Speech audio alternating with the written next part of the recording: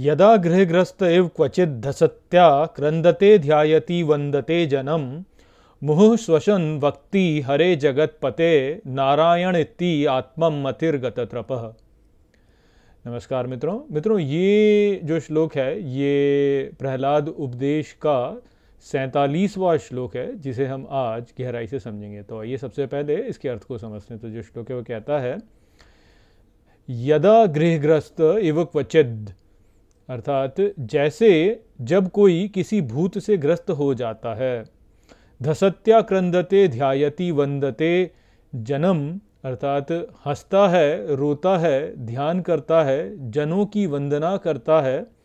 मुहुः श्वसन वक्ति हरे जगतपते, अर्थात निरंतर श्वास लेते हुए कहता है हे हरि जगतपति, नारायणे इति आत्मम अतिर्गतत्रपः, अर्थात नारायण ऐसे स्वयं में ही लीन बिना लज्जा के। तो यहाँ पर अब प्रहलाद महाराज कहते हैं कि जो व्यक्ति ईश्वर के साथ में एक हो चुका होता है वह कुछ इस प्रकार से करता है जैसे वह किसी भूत से ग्रस्त हो गया हो, और उस स्थिति में वह हंसता है, रोता है, ध्यान करता है और सभी जनों की वंदना करता है और निरंतर गहरी सांस लेते हुए वह कहता रहता है कि हे जगतपति नारायण।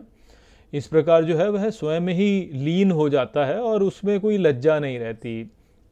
तो ये जो बात यहाँ पे बताई जा रही है यह पिछले श्लोक के संदर्भ में ही बताई जा रही है। तो पिछले श्लोक में प्रहलाद महाराज ने कहा था कि जो व्यक्ति जो है भक्ति को प्राप्त कर चुका है और जो ईश्वर के साथ एक हो गया है और जो कि संसार को जीत चुका है, वास्तव में वह ऐसा होता है जो कि ईश्वर के गुण कर्मों को सुनता है, उसकी ईश्वर की जो लीलाएं हैं वीरता वाली उनको स्वयं से प्रदर्शित करता है और रोमहर्षण उसका होता रहता है और आंसुओं से भरा रहता है वो, और ऊंचे कंठ में जो है वह ईश्वर का गुणगान गाता रहता है। तो उसी पर आगे यहाँ पर कह रहे हैं कि वह जो है वो व्यक्ति ऐसा हो जाता है जैसे उस पर कोई भूत चढ़ गया हो। तो जैसे हमने पिछले श्लोक की व्याख्या में भी समझा था कि व्यक्ति की स्थिति ऐसी हो जाती है कि वह कांपने लगेगा और कांप करके जो है वह कुछ भी बोलने लगेगा, गाने लगेगा, इस प्रकार से हमने समझा था। तो ऐसा ही लगता है जैसे उस पर कोई भूत चढ़ गया हो।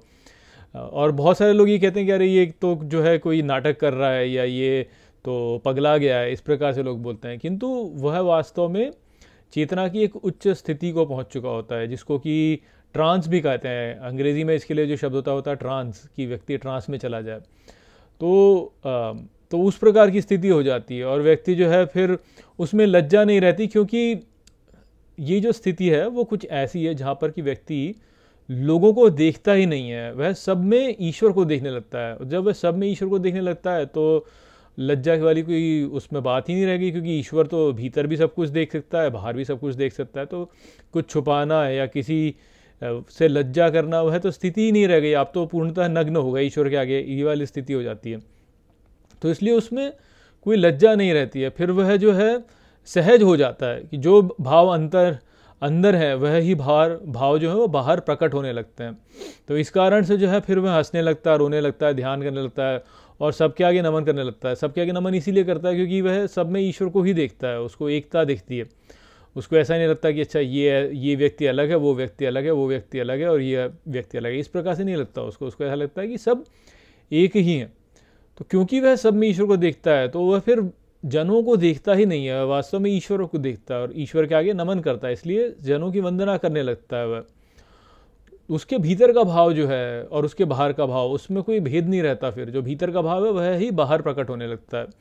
तो जिस प्रकार की जैसी भक्ति होती है वह ही फिर जो है बाहर प्रकट हो जाता है। तो कोई यदि शांत भक्ति वाला है तो वह शांत हो जाएगा, किंतु यदि कोई भाव भक्ति वाला है तो उसके भीतर जो भावनाएं हैं वह बाहर प्रकट होने लगेंगी।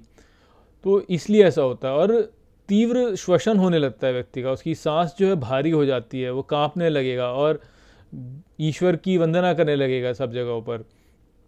तो वो यहाँ पर स्थिति जो है उसके विषय में ये प्रहलाद महाराज जो है वो यहाँ पे बता रहे हैं। तो पिछले श्लोक में और इसी श्लोक में वह ही बातें जो कि उन्होंने बताई, और अगला जो श्लोक है उसमें फिर बताएंगे कि किस प्रकार से यह ही जो स्थिति है, ये सर्वोच्च स्थिति, यह ही वह स्थिति है जो कि प्राप्त करने वाली स्थिति है, और कैसे जो है व्यक्ति जो है इस प्रकार से यदि कर रहा है तो संभव है कि वह समस्त बंधनों को काट चुका है। तो वह हम अगले श्लोक में समझेंगे। यहाँ पर यह ही संदेश था। आशा करता हूँ कि मैंने इस श्लोक को आपको अच्छे से समझा दिया होगा। चलिए इसी के साथ इस वीडियो को यहीं पे समाप्त करते हैं। नमस्ते।